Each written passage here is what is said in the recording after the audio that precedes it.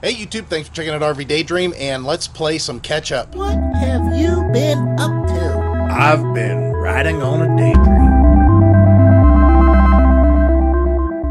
First look at the day. Now it's a little chilly out for my taste. You guys know how I am, but it is definitely a delightful day. Fluffy, what's that? Fluffy clouds and just nice, pleasant day. The leaves are starting to fall though, but because we're kind of in a drought situation, we are not seeing as much color as far as what we normally do from the trees. Yeah, we're in a moderate drought. We'll talk about the weather a little bit later. I've got the hood up on the truck because I wanted you to see something that I finally fixed. Now, you guys that followed us on our trip to Florida, on the way back one morning, randomly, the truck didn't start. Okay, so we had our first snafu. We went to start the truck this morning, and it just cranked and cranked. And you could tell it wasn't a fuel problem. You hear the fuel pump running and all that happy stuff.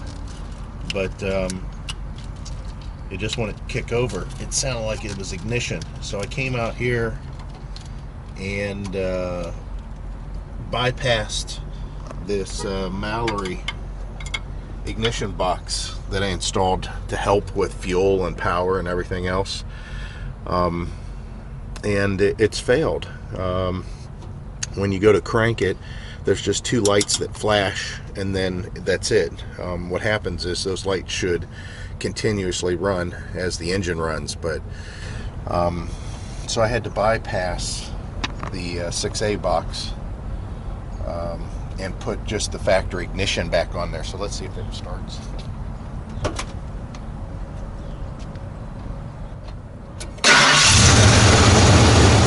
And I disconnected the aftermarket ignition system that I had installed, and from that point it started right up and we drove all the way home, no problem.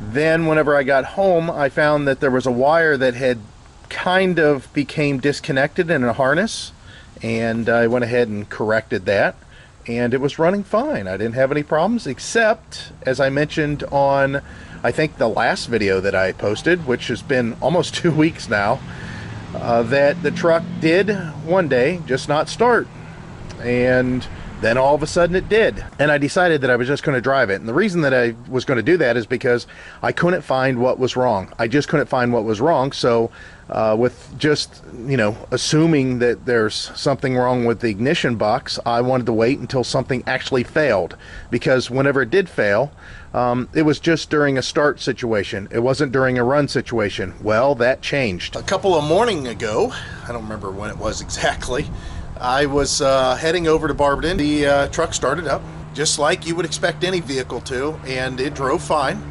I'd passed a vehicle, and when I did, the truck seemed like it was running kind of strange. Then whenever I drove a little further, I noticed my RPMs were all over the place, and I thought, oh great, my transmission's acting up. Now, the truck had been sitting for like 4 days, so I thought maybe there was something going on with the transmission, because that's got a lot more mechanical components on it, you know, and those kind of things, after sitting for a period of time, could be sludgy, sticky, something weird like that. But it wasn't acting like that. And then I looked down as I was driving a little bit further, about another 4 more miles down the road, and I noticed my RPM needle just kind of moving slightly, even though I wasn't changing my foot position on the throttle. And then it went to 0, and the truck shut off just like somebody turned the key off. I pulled off to the side of the road, or coasted off to the side of the road, turned on my flashers, and then I tried to crank start it, and it would not start.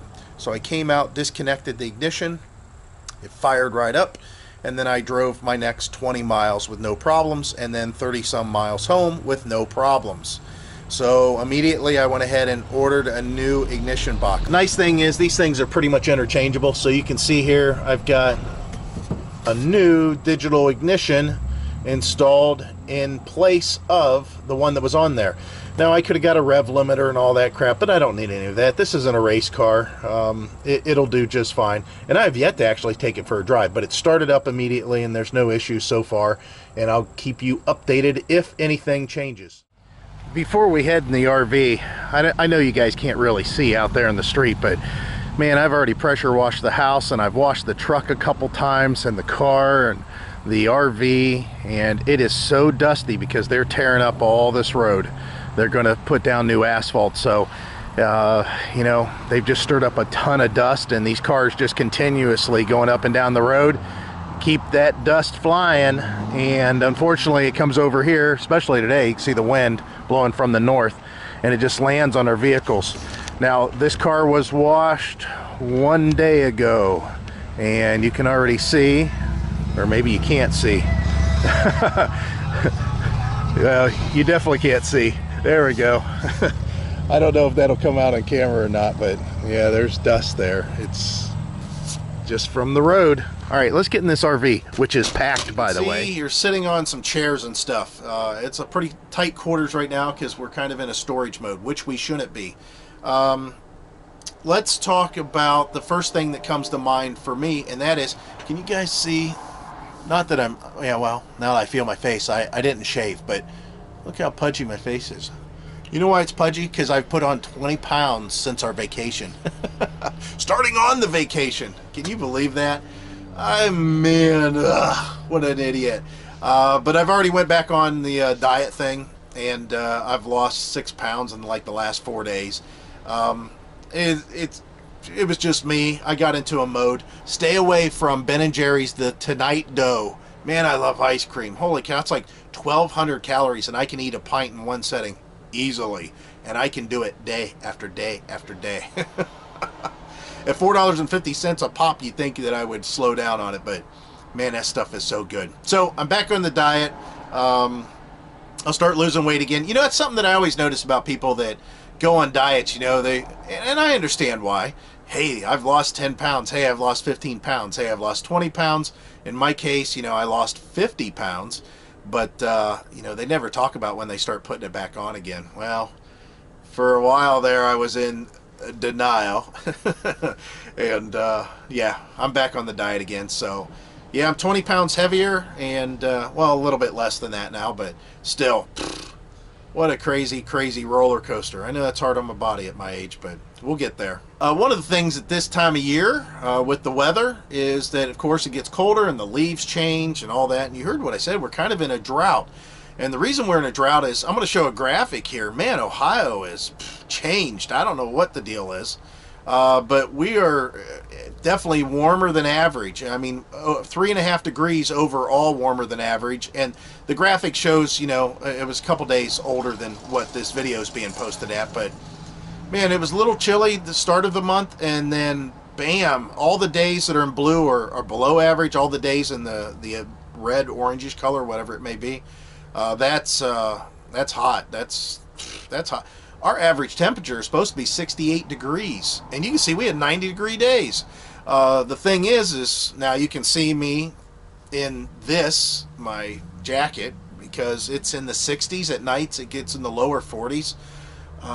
But the crazy thing is we're getting ready to go warm again to where it's in the upper 70s, mid to upper 70s to 80s. And again, our average temperature is supposed to be 68 degrees. So, man, that's just odd. I find that odd. Well, I'm not going to complain. Now, we have some obligations that we've been doing, and that's why we haven't been putting up a lot of videos. And that's why we haven't been traveling. But if we were not tied down to these obligations that we have going on right now, we would definitely be at the RV park. I'll tell you that right now. A couple of our viewers are out at West Branch right now. I can't remember their names. Man, am I horrible. Well, anyways, hi guys. Hope you're enjoying West Branch. I don't know if we're going to get out there to meet them, but it would be nice, but we're just tied down with stuff right now. As far as the season, this for me is the most depressing season. As you guys have watched my channel, it's just everything's dying off. You know, the leaves are going out of the trees, and I'm going to be stuck in the house, and, you know, there's only so much I can do outside, and I'm an outside person. I like to do stuff. I like to go places. And the cold weather and the snow just hold me back from that because I hate being out in the cold. I hate it. So hopefully I'll be able to get through this. Now, our intentions, segueing into the next topic here, was still going to Amazon, but we still have obligations that may stop us. We don't know 100%. Now, right now, I screwed up something because they sent me a form for my son and I to go get our drug screening done. And he's going through some sort of orientation. He picked up a job temporarily. And unfortunately, his schedule, I mean, the drug screening, they only allow it from 8 in the morning to 11:30 in the morning. And that's Monday through Friday. And then on the Saturday, it's like from 10 to 11:30 in the morning. That's a very small window. So because of his schedule, we didn't get a chance to make an appointment until yesterday. And I got there and I signed in and I went to the back and she's punching in all my numbers off my form. And she says these numbers have expired. And they expired like the day and a half before, 2 days before. I didn't even realize that. I didn't even realize why there would be an expiration date, and I guess it's because people that might be on drugs or flushing them out of their systems or something. I thought that was kind of funny when she explained it to me. I said, why would they put an expiration date of a week? That doesn't even make any sense. Well, I guess it did make sense to people that are trying to catch people on drugs. It just didn't make sense to me because I'm not a drug addict. So that's holding us back. But if we do get to go to Amazon, that'll be really nice. I'll bring you guys along. I don't know what I'm going to be able to show. I'm sure I'm not going to be able to show anything about Amazon. But I want to give you the overall experience of what it's like and how it goes day to day. So hopefully we'll be able to do something like that.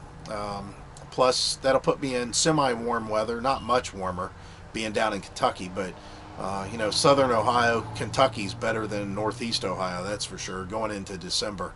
So we'll see how that works out. Now, you guys know that we've been looking at new RVs, or RVs in general. We're not tied down to new specifically, but we also was talking about maybe getting a new vehicle too. And even though I fix my truck and keep it top notch, and there's nothing wrong with it other than some rust that's showing up on the outside, there's nothing wrong with the truck.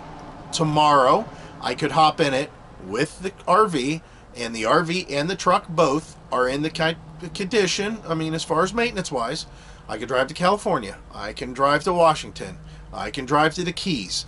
There's no problems with it. But, you know, there's going to be a situation where we're going to want to get into a new vehicle. My truck is ideal for almost every situation, except it's not four-wheel drive. And as far as towing, I think that it could be a little bit more comfortable towing, just slightly. It's not bad though, and I'm being really nitpicky here. I mean, any one of you that would get in this truck while I towed this RV anywhere, you guys would say, oh man, this is nice, this isn't bad at all, and you would feel very comfortable with it. That still doesn't mean we wouldn't like to have a new vehicle. So we stopped at a new car dealership. That is something that we haven't done in years. To give you an idea, we haven't done it, either one of us, Heidi or I, since 2003. And even then, Heidi had done that herself in 2003, and she leased a new vehicle. I did it myself in 1999 when I went and leased a new truck.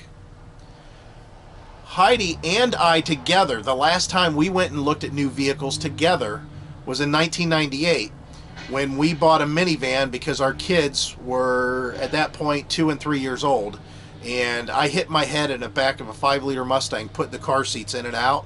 That was it. I was done with that. We went and bought a minivan, and it was a good choice. We made a good choice together. But we went out and looked at new vehicles, and since I'm a Ford guy, we stopped at a Ford dealer because I have a specific truck that is in mind, and we test drove a very comparable one. What we test drove was a 2017, which isn't brand new because 2018 models are already out, but we drove a 2017, the all aluminum body, extended cab F250 Super Duty, 4x4, long bed, with the 6.2 liter gas engine and the 6-speed torque flight transmission with tow haul mode and manual shifting. It had sync in it, which I don't really care so much about that. It did have a backup camera. I did like that. And of course, power windows, power locks. Other than that, we're pretty plain Jane. We don't need a lot of frills. It was a nice truck. It only had 3 miles on it when we took it for the test drive. The salesman just tossed us the keys and said, go at it. We came back after we drove it for about, I don't know, about 8 miles, I guess. And it has good power. It handles well. It rides just as rough as my truck, or just as smooth, however you want to look at it. The towing capability of that truck was about 500 pounds more than my truck. My truck has towing capability of 12,000 pounds. That truck had towing capability of 12,500 pounds. Now, if they had the truck that I wanted on the lot, it has a different gear set in it, and that ups the towing to 15,000 pounds. That's the one that we'll eventually go for. But we didn't know what they ride. We just didn't know. It's one of those things where if you're driving older vehicles for a long time, you don't know what a new vehicle's like until you get in it. And you may either go, oh my God, this is unbelievable, or, oh yeah, this is okay. And that's kind of what we did. We're like, this is okay. This is nice. I could live with this. I love the mirrors. Now that I did say, oh my gee. Those mirrors were unbelievable. They're huge, and the spot mirror on the bottom's huge, and you can see everything. Other than that, the truck was all right. I mean, it was nice. But it was nice because it was new. I liked it. So we went in, we talked to the salesman, and we asked him just flat out, without running credit or anything, what would our payments be? It's a lot of money, $700 to $750 a month for 72 months. It's a $44,000 vehicle. Ah man, that's a hard pill to swallow. When you only pay $58,000 for your home, or $56,000 for your home. I mean, granted, it was back in 2001 when we bought this place.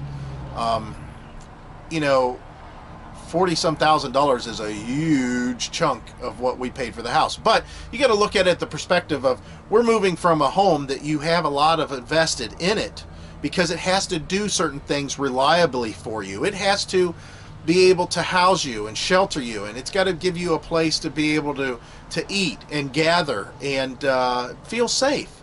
So a house is something that should cost a lot of money, because it has to do a lot of things, and it has to do a lot of things well and reliably.